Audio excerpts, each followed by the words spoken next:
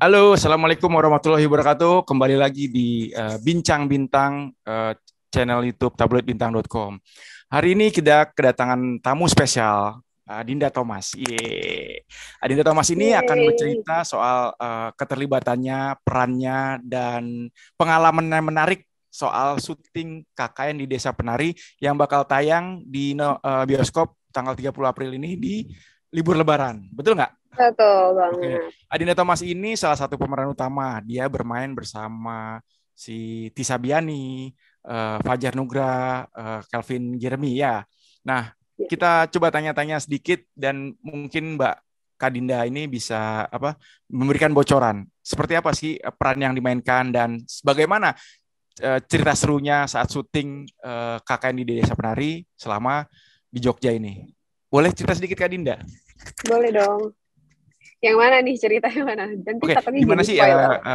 Oke, pertanyaan pertama, ini kan KKN Desa Penari ini kan film horor yang ditunggu-tunggu sama penggemarnya. Hmm, Uh, uh, KKN Desa Penari juga kan sempat viral betul. di Twitter dan tweetnya tuh bisa disukai banyak orang. Nah, Kak Dinda ini waktu pertama ditawari untuk main film horor ini gimana kesannya? Langsung oke atau gue pikir panjang karena ini viral kan? Pertama kali ditawarin sih ada proses screen test gitu kan, Hmm. tes karakter. Jadi aku waktu itu ditawarin untuk datang coba untuk mainin karakter Nur dan mainin karakter Widya. Jadi aku mainin dua karakter sehingga dari awal tuh sebenarnya aku belum tahu pasti nih. Oh nanti kalau misalnya aku keterima untuk ada di proyek KKN di Desa Penari, kira-kira aku bakal mainin karakter siapa. Jadi aku masih kayak belum tahu sama sekali dan ternyata akhirnya aku meranin Widya dan karakter Nur diperankan oleh Tisa Biani. Hmm. Gimana rasanya? Senang banget. Pada awalnya tuh aku udah baca si Twitter dulu. Sebenarnya jadi waktu itu masih kuliah Simple nih Man. di Simple Man betul. Nah. Zaman itu aku masih kuliah di kampus aku tuh lumayan viral tuh orang-orang pada ngomongin Hmm. kakak di Desa Penari. Sampai akhirnya suatu hari aku dapat link lah dari salah satu temen aku, baca deh ini serem banget kejadian orang lagi anak kuliahan lagi KKN tapi sampai kayak gini serem banget. Pas aku baca, wah iya serem gitu. Terus nggak lama kemudian, beberapa bulan kemudian aku dapat tawaran ini. Jadi gimana rasanya? Of course excited banget sih aku pas dapat tawaran ini gitu. Kan ini viral nih. Sempet ada kekhawatiran nggak sih? Ceritanya tuh antara real, antara orang kan netizen tuh 50-50 ya, antara ini real, antara ini cuman si penulis aja karangan. Nah, si Adinda sendiri melihatnya seperti apa tuh? Iya, seperti itu. Gimana ya? Uh, itu mungkin balik lagi ke teman-teman aja sih menilainya Hmm. seperti apa. Kalau misalnya kalau aku sih lebih ke ini ya bebannya untuk ada di project ini tuh merasa sedikit khawatir karena ini cerita udah sangat-sangat viral, Hmm. orang udah punya ekspektasi Iya, dari iya, membaca. betul. Dan sekarang si cerita yang viral dari tulisan itu tuh akhirnya dijadikan film Hmm. dan aku menjadi salah satu orang yang memerankan karakter yang ada di cerita itu. Iya, Jadi aku betul. ngerasa aku khawatir ekspektasi orang yang membaca sama apa yang nanti teman-teman nonton itu mungkin ya kita nggak bisa pukul rata semua ekspektasi Hmm. semua orang kan. Jadi aku sih berharap teman-teman bisa ngerasain energi yang aku mainkan atau teman-teman semua yang di KKN mainkan Hmm. berikan untuk karakter karakter di KKN di Desa Penari sih. Semoga teman-teman terhibur dan suka gitu. Sisanya untuk yang lain-lainnya aku udah serahkan aja deh nanti hasil akhirnya seperti apa gitu. Ini waktu proses syuting dan dari awal dari reading sampai syuting itu berapa lama ya? Lumayan sih kayaknya workshopnya 3 bulan. Oh. 3 sampai 4 bulan, tapi 3-4 bulan tuh kayak lumayan kosong-kosong karena kan Hmm. untuk bisa ngumpul semua all talent tuh susah banget sih. Kayak Sibuk semua ya. semua orang punya project masing-masing. Jadi kayak waktu itu misalnya siapa yang bisa workshop untuk tari dulu, siapa yang bisa workshop untuk bahasa Jawa dulu nih, logat Jawa gitu. Siapa yang bisa workshop untuk misalnya sama ular dulu gitu. Kayak itu kita Hmm. paralel sih. Jadi kayak kalau ada yang bisa lagi bisa semuanya datang. Kalau enggak tapi agak susah sih nemuin hari di mana semua talent ada tuh emang agak unik sih gitu. Jadi 3 bulan prosesnya, terus workshop, 2 bulan, hampir 1 bulan lebih kita syuting, terus udah deh, segitu lamanya. Itu 3 bulan workshop itu include soal logat, terus tarian, terus dengan harus bertemu dengan ular juga ya? Iya. Oh, itu ada pengalaman menarik nggak sih ketika wow, gue harus sama ular gitu? Pengalaman menarik maksudnya Maksudnya sesuatu yang, wah, gue akhirnya tuh syuting sama ular. Kalau nggak salah ada 50 ular ya? iya iya ada. Untungnya aku nggak sampai 50 ular sih waktu itu ya. Alhamdulillah. Yang kebagian satu adegan sama 50 ular tuh Megantara sama Aulia Sarah. Oh iya iya dia. Ya, kalau aku tuh kebagiannya cuma sampai 5 apa 10 ular doang deh kayaknya gitu.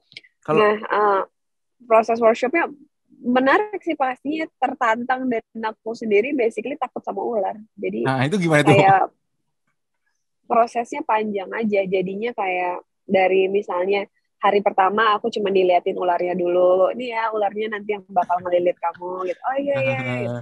Ya udah, besok kita workshop lagi, kamu saya masukin ke dalam satu ruangan bareng sama ular gitu. Ada di dalam ruangan bareng ular. Lama-lama oke, maju ya, deketan sama ularnya. Kayak prosesnya jadi kayak banyak aja sih. Supaya aku tenang, karena kan ular yang digunakan tuh ular sanca. Adegannya itu dililit. Jadi ular sanca cara membunuhnya itu melilit. Jadi kita harus benar-benar berusaha banget ngilangin rasa takutnya ketika deket sama ular, karena ular itu katanya, kalau kata pawangnya, bisa tahu kalau misalnya kitanya ketakutan, badan kita tuh rasanya dingin buat dia, dan itulah kesempatan dia untuk melilit badan kita. Jadi jangan takut katanya. Ketika badan kita hangat, dia cuma bakal lewat-lewat doang gitu katanya. Berarti tapi ada rasa ketakutan lah ya, orang kan Begitu. punya apa, nggak suka ular tapi akhirnya harus dililit ular, itu ngatasinnya gimana? Nafas. Benar-benar disuruh atur nafas, senyum, jangan takut gitu-gitu, berani gitu-gitu. Itu benar-benar dilakuin. Prakteknya emang sesimpel itu. Enggak, tapi dalam arti yang dipikirin Dinda Thomas kan takut nih ular, terus tiba-tiba harus hanya teknis napas aja, atau apa yang dipikirin gitu sampai gua harus berani gitu. Mau mikirin itu bukan ular juga ya ular gitu, kerasa di badan gimana ya. Jadi ya benar-benar ya tenang nggak apa-apa, ada orang kok di sini, ada orang gitu aja sih. Kayak berusaha untuk menenangkan diri sendiri. Sampai akhirnya bisa mengatasi itu ya. Iya, aku juga takut dengar suara desitnya dia tuh di mulut gitu kan, gitu ya kan, ada dia bener-bener ngelilit di badan gitu kan. Jadi awal-awal workshop tuh bener-bener yang dari tadi aku ceritain sampai ke step dimana aku pakai AirPods juga atau pakai headset gitu, karena aku nggak mau dengar suara ular. Jadi awalnya ularnya dilakban mulutnya supaya nggak ada suaranya. Terus lama-kelamaan makin hari makin lama ya udah lakbannya dilepas, nggak boleh pakai AirPods karena nanti kamu syuting nggak pakai denger musik. Jadi aku kayak bodo amat dililit ular tapi aku denger musik kenceng banget gitu ya. Tapi akhirnya bisa sih, seru.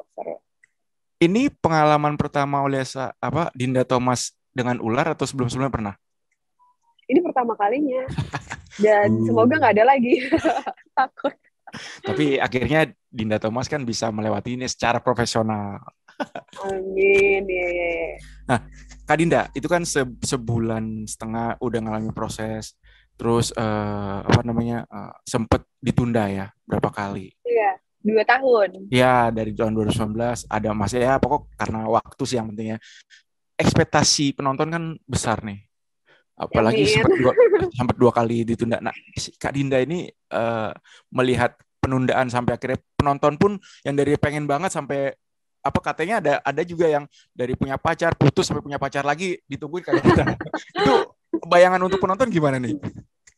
Lucu sih sebenarnya, aku kayak setiap kan 2 kali ya kakaknya itu ditunda. Jadi setiap penundaan itu rasanya nggak berani banget ngasih tahu itu bahwa akan ditunda gitu. Karena begitu tahu tuh langsung diserang habis-habisan sama netizen yang budiman ya, kayak ya ampun gitu. Dan aku jadi kayak sempat juga kayak pas waktu yang ketiga ini mau tayang nih, yakin gak nih tayang, Oh, jangan sempat kita diragukan udah ya? promoin nanti. Ya maksudnya kita juga akhirnya menegaskan gitu ke MD-nya gitu. Hmm. Kayak yakin gak sih nih, ntar kalau misalnya kita udah promoin, enggak lagi kan gak enak. Bilang, Oh. enggak, ini udah fix banget insya Allah gitu. Jadi kayak gimana ya, maksudnya aku ngerti sih orang udah berharap, udah mau beli tiket, tiba-tiba diganti tanggal tayangnya. Cuman kan kemarin nggak bisa dipungkiri kita masih di masa pandemi ya, Iya betul. yang pasti pihak MD, pihak teman-teman talent juga memikirkan apa ya, kenyamanan keamanan teman-teman di luar sana dan kita semua juga yang akan Hmm. menyaksikan film Kakak di Desa Penari gitu. Nggak bisa cuman egois pengen nonton film nih, nggak mau tahu pokoknya filmnya harus tayang. Cuman kayak kita nggak tahu kan misalnya kita datang ke bioskop nanti jadinya seperti apa gitu. Nah kemarin mungkin pertimbangannya lebih ke situ sih, kita juga pengen Ya, ya. nyaman dan aman gitu loh buat teman-teman semua yang nonton. Jadi ya mudah-mudahan keputusan kemarin cukup bijak untuk akhirnya ditayangkan di libur Lebaran kali ini. Ya. Jadi kan bisa nonton sama keluarga kan. Setelah apa pertimbangan Walaupun panjang. udah, iya, yang putus sama pacarnya waktu udah pacaran sampai udah putus ya udah sekarang nontonnya sama keluarga, konsepnya sama keluarga. Masuk akal. Oke, Kak Dinda, sempat ada Iya. bocoran, sempat ada informasi kalau Kak Dinda tuh sempat jatuh pingsan ya. Oh ya. Jatuh pingsan di hutan dalam syuting itu, cerita dikit dong. Itu memang Kak Dindanya lagi ngeblank atau lagi capek atau memang ada sesuatu yang aduh aduh nggak beres nih gitu. Ah, itu sebenarnya ya jadi aku sebenarnya nggak terlalu bisa nyeritain ya Heeh. karena aku tuh hari itu memang banyak lah reason yang masuk logika menurut aku ya. Hmm. Itu syuting kita hari keberapa, terus udah di ending scene banget.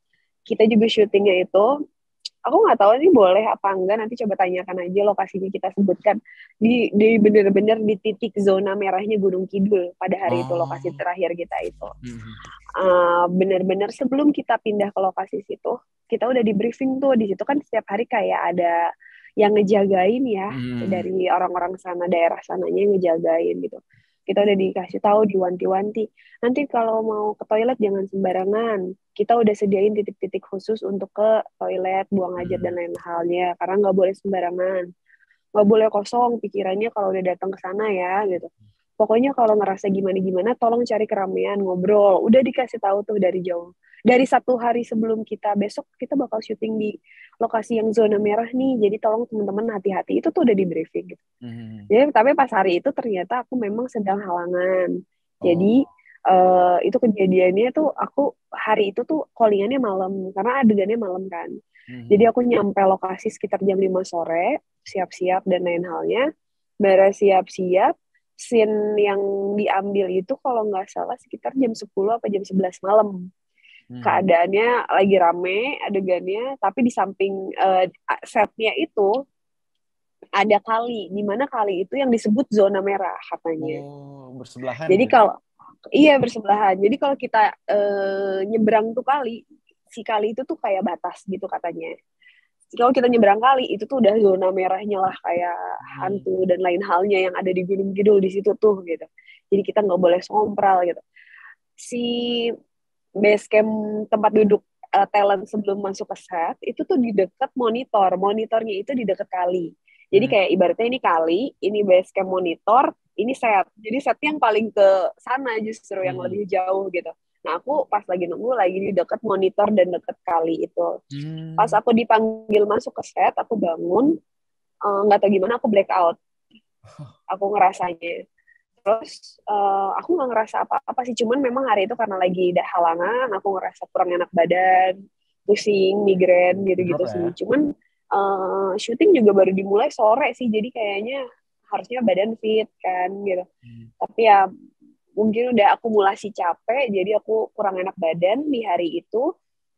Dan aku sendiri cuma ngerasa blackout. Ternyata menurut teman-teman, dari cerita teman-teman, pas aku blackout itu aku kayak didorong loncat jatuh ke depan gitu. Oh. Ya, ternyata ada orang lagi yang, tapi karena aku nggak tahu, jadi aku nggak bisa mengaminkan itu bener apa Hmm. enggak ya. Ya, ya, ya. Secara logika Kalau begitu menurut gitu kan. teman-teman talent yang lain, yang ampun kamu tuh tadi pas lagi jalan, ada sajen di dekat pohon, kamu tendang, katanya gitu. Oh, Karena sajen itu ketendang, nggak lama aku blackout gitu ceritanya. oh. Tapi di pas kejadian itu si Kak Dinda ini nggak ada yang luka kan? Nggak ada sih, aku nggak sih bangun-bangun bingung aja kayak kenapa nih kok orang-orang pada Hmm. ngerubungin aku gitu doang. Aman Oh. sih, sisanya sisanya aman. Cuman itu aja kejadian yang agak ambigu buat aku. Oh. Tapi di selama syuting di Jogja itu memang memang Kak Dinda itu ngerasain emang ada kengerian-kengerian lain gak sih? Ya setnya, Oh. make up artisnya, make up teman-teman talentnya, setnya itu udah serem. Jadi kayak buat Oh. aku sih itu serem aja udah. Pasti Ini ya apa lingkungan juga kadang-kadang apa menambah suasana jadi serem mendukung. ya. Betul, betul. Nah, ya itu juga kan memang dari filmnya pun memang cerita horor ya. Jadi ya kebanyakan kebanyakan yang sudah horor itu pasti ya ada kengerian di dalam syuting tuh nggak apa bukan sebuah omong kosong ya. Itu normal ya katanya ya kalau kayak Oh, gitu. Tapi aku ngerasa kayaknya syuting KKN sih lancar-lancar aja sih, semua talent juga nggak iya yang ya. banyak, nggak banyak gimana-gimana. Cuman ya ada momen-momen di mana kita semua gantian lah dropnya, capeknya gitu. Ntar hari ini Widya yang capek, besok Nur yang capek, besoknya lagi Ayu yang capek, kayak ada aja sih momen kayak gitu karena emang medan yang kita harus laluin waktu syuting, terus ceritanya sendiri seberat apa gitu. Jadi ya itu Hmm. make sense aja sih buat aku. Tapi Mosapol itu dari selama bersama-sama cast juga semuanya enjoy ya. Dalam arti ya, oke Enjoy. emang ini pengalaman yang menantang juga ya. Iya, iya. Seru sih, seru banget. Hmm. Kayak karakter masing-masing keluar, karakter uh, aslinya juga yang kayak di luar set, kita bisa temenan dan bisa Oh, ngobrol asik. banyak gitu. Itu menyenangkan banget jadi Ngeblend ngelaluin banget ya. waktu syutingnya. Iya, Chemistry dapat semuanya.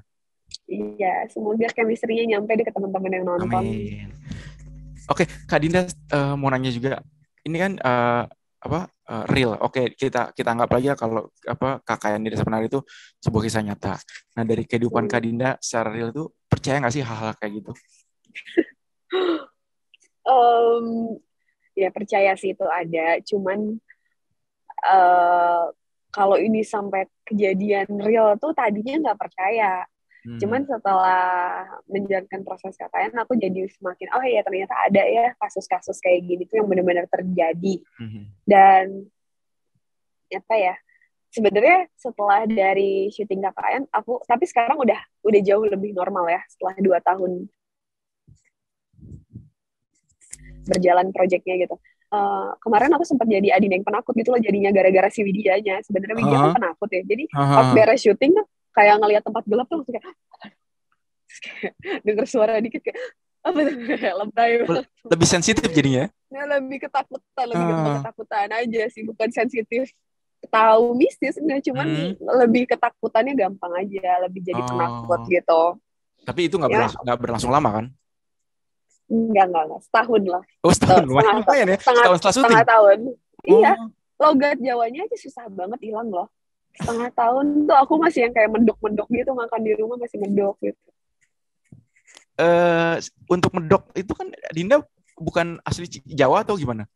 Bukan, kita Nah, latihan. di apa di workshop itu kan. Terus Ya kita latihan di workshop. sampai akhirnya bisa medok Jawa itu ada role model nggak sih?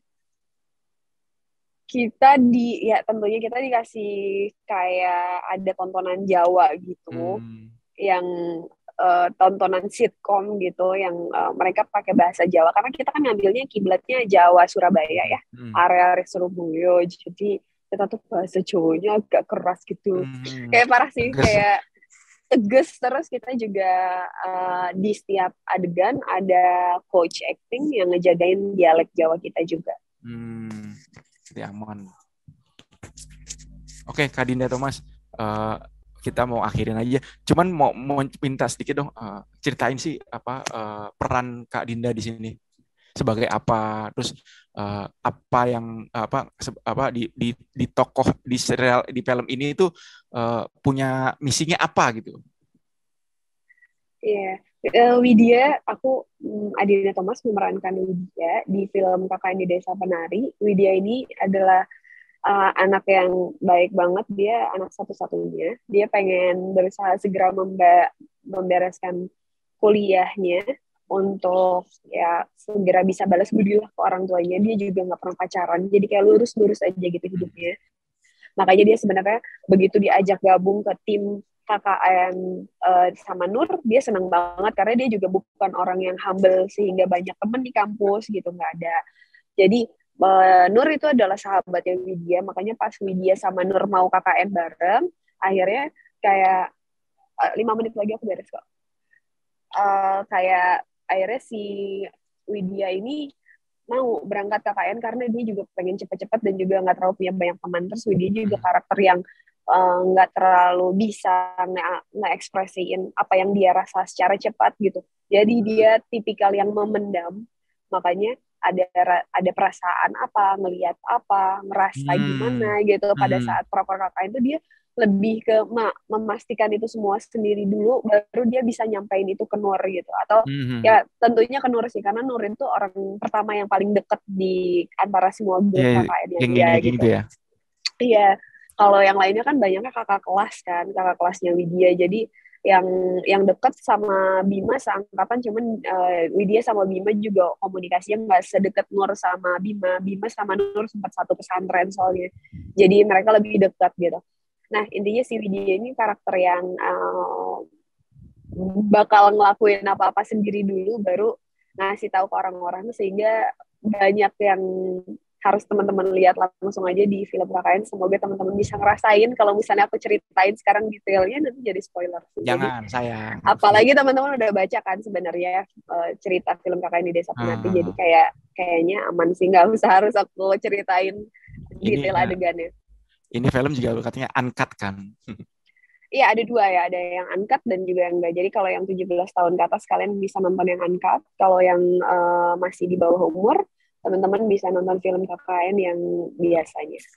Oke, terakhir Dinda, promoin dong, terus kenapa orang harus nonton? Karena film KKN di Desa Penari udah ditunda 2 tahun. Jadi please nonton. Kenapa sih sampai ada film ditunda 2 tahun? Jadi ayolah nonton. Ya, pasti nonton. Oke. Kita sudahi dulu wawancara dengan Dinda Thomas soal KKN di Desa Penari, bagaimana perannya, terus tadi kan menariknya ketika di proses syuting harus melakukan apa, terus korban apa, dia harus berkorban waktu dan tenaga juga. Oke. Kita sudahi. Jangan lupa di subscribe di tabloidbintang.com dan sampai jumpa. Wassalamualaikum warahmatullahi wabarakatuh. Terima kasih Kak Dinda Thomas, sukses buat perannya. Terima kasih.